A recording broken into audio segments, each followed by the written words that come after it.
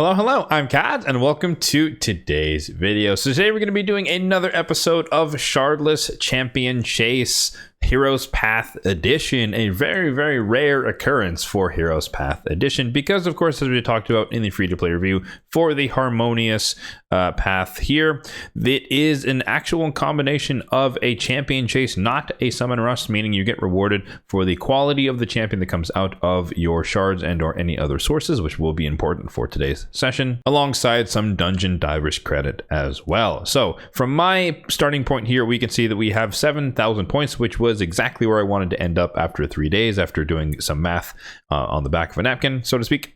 But 7,000 points is what we got so far, just purely from running primarily campaign as well as dungeons as part of the Titan event events. And as such, my goal for this Heroes Path is to get most, I should say, of the Titan event points. So a small correction to what my original plan was that I stated in the free-to-play review for the Harmonious Path is that it's actually cheaper to go for one key and then come down the center and get that 100 versus going all the way on both sides and then getting those two 100 nodes. So we're going to be doing the left hand side, I guess, arbitrarily speaking, come down the middle, open the key, get this one, come down and get this one, and then skip the rest of the excess path here towards the last 100. It's a little bit cheaper to do it this way versus that way. So the beautiful thing about this event is that in my particular case, and a lot of people's case, depending upon how they've been playing it, a lot of us have been holding on to Anaxia, waiting for the perfect champion chase to summon her, and this is definitely the one because mythicals, as you saw in the table there, are worth 20,000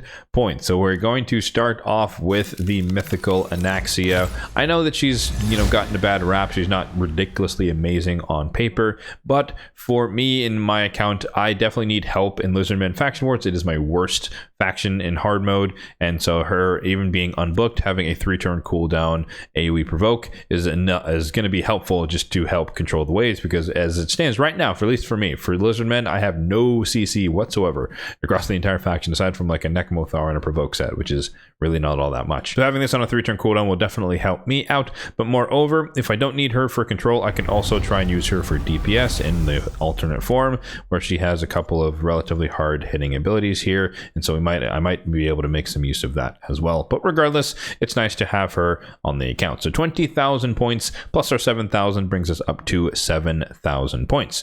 Next up, we have Telena. So I have the option of summoning her as well as Folan, the most recent fragment summon, but just based off the sheer amount of points that I need to get, I don't really need to summon both, and between the two of them, I would rather have Telena, let's go with that, on my account. So we're going to summon her as well. Same logic as Anaxia. She's going to be primarily kind of Faction Wars-esque, maybe niche content in the future. 7,500 points for her, but I do want the lockout. This is good. It's going to be useful in wave content where she will be allowed, and then the poison is a soft form of DPS that can be helpful. Again, high elves, for me at least, I don't have strong DPSs across that faction, so those two champions will be helpful for me in my progression in hard mode faction wars. So that brings us out to 34,500 points, which is 4,000 points away from the target of the 38,500 that we need for my particular path in the Heroes Path. So we continue onward. We've got our summon pool summon, and it is an epic as expected. So another 2,000 points there in the bank. And then the last thing we have to do is a remnant summon. So the worst case possible this could be is 2,000 points. You can see here I have a fat stack of 24. So I'm happy to burn 1 for this particular endeavor. And if we get anything higher, then we get more points. But I expect to get an epic, a non-void epic to be more specific here. And yeah, there we go. Another 2,000 points. Nothing crazy happening there either. And thus that should put us basically exactly where we want to be in the Heroes Path, i.e. 38,500 with a little bit of excess. So since for the most part I do end up converting my coins into essence when I need to buy souls, I'm just going to go directly to the essence so I don't really have to do it twice, so to speak. So we're going to go down the left hand side. We're going to grab this node. We're going to grab the essence. We're going to grab the relic fragments that we don't really care about. We're going to grab this. We're going to grab the key. Then we're going to come down the center, grab this, open that up, grab that, and then we have few more nodes to go. Double checking my math here, and 37 50 on the nose. Perfect. There we go.